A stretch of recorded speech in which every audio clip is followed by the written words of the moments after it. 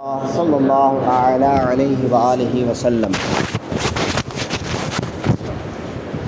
کل کے بیان میں یہ بتایا گیا تھا کہ اللہ تبارک و تعالی نے حضرت آدم اور حضرت حوا کو جنت میں رہنے کے لیے پوری طور پر آزادی عطا فرمایا کہ جہاں سے چاہیں وہ کھائیں پئیں، وہاں عیش و آرام کے ساتھ رہیں، لیکن ایک شجر ممنوعہ کہ اس کے قریب جانے سے، اس کے پھل کھانے سے اللہ نے منع فرمایا۔ ابلیس نے بہلا پھسلا کر وہ پھل حضرت حوا اور پھر حضرت آدم کو کھلایا، اور اس کے نتیجے میں حضرت آدم اور حضرت حوا کو زمین پر آنا پڑا۔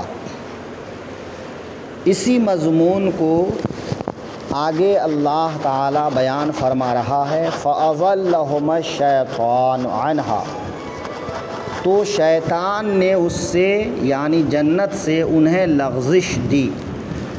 لغزش دی یعنی دوسرے ترجمہ نگاروں نے ترجمہ کیا ہے کہ پھسلا دیا، یعنی ان کو جنت سے باہر دنیا میں آنے کا ایک سبب پیدا کر دیا کہ جنت کی نعمت سے وہ فائدہ اٹھا رہے تھے، اب وہ جنت کی نعمت سے دنیا کی مشقت میں آ گئے۔ تو یہ کام شیطان نے کیا اور بڑی چالاکی کے ساتھ کیا کہ وہ خیر خواہ بن کر کہ حضرت آدم اور حضرت حوا سے کہا کہ یہ درخت ایسا ہے کہ جو اس کا پھل کھا لے گا وہ مقربین میں سے ہو جائے گا، اسے جنت سے کبھی نہیں نکالا جائے گا، اور اللہ کی قسم بھی کھایا، اور حضرت آدم اور حضرت حوا نے اس کی بات پر یقین کر لیا۔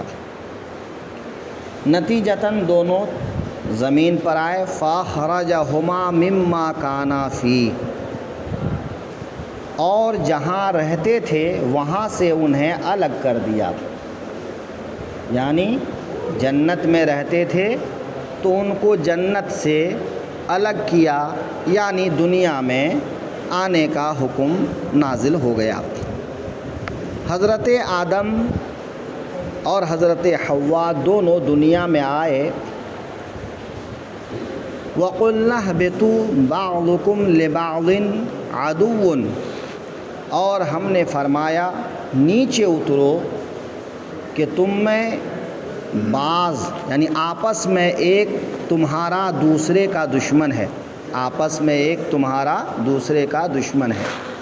مطلب کیا ہے کہ حضرت آدم اور حضرت حوا کو زمین پر آنے کا حکم دیا، ساتھ میں ابلیس کو بھی کہ اب اسے بھی یہاں آنے کا حکم دیا کہ دونوں ہی زمین پر چلے جاؤ۔ اس میں جو ہے یہ اشارہ ہے کہ شیطان انسان کا کبھی خیر خواہ نہیں ہو سکتا ہے، وہ ہمیشہ سے انسان کا دشمن رہا ہے اور ہمیشہ انسان کا دشمن رہے گا۔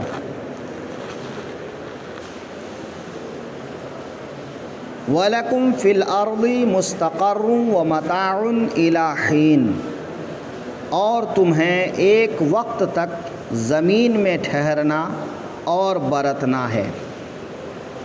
اس میں ایک عمدہ نقطہ ہے کہ ابلیس نے حضرت آدم اور حضرت حوا سے انتقام لینا چاہا اور جنت سے ہمیشہ کے لیے ان کو دور کرنا چاہا، لیکن اللہ تعالی نے اس جملے میں ارشاد فرما دیا کہ شیطان کا یہ مقصد پورا نہیں ہوا، کیونکہ زمین پر حضرت آدم اور حوا کا رہنا ہمیشہ کے لیے نہیں ہے، بس کچھ وقت کے لیے ہے۔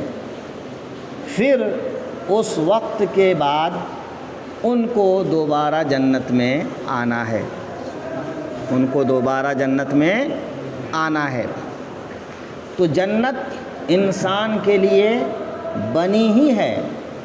ہاں یہ اور بات ہے کہ دنیا میں آ کر وہ اپنے آپ کو ثابت کرے کہ وہ اس جنت کا حقدار ہے، اپنے عمل سے، اپنے کردار سے، اپنے اخلاق سے یہ ثابت کرے کہ وہ اس جنت کا وارث ہے، اس جنت کا حقدار ہے۔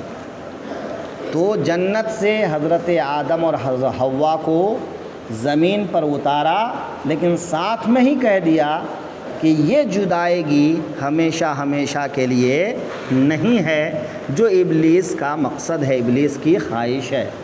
ہاں یہ جدائیگی کچھ دنوں کے لیے ہے۔ حضرت آدم اور حضرت حوا اس زمین پر آئے، ایک دوسرے سے بالکل الگ تھلگ۔ حضرت آدم بہت حیران ہوئے، پریشان ہوئے، چونکہ جنت ایک ایسی جگہ ہے جس کو بیان کرنے کے لیے الفاظ ناکافی ہے، جہاں نور ہی نور ہے، اور یہ دنیا ظلمت کی جگہ ہے، اندھیرے کی جگہ ہے۔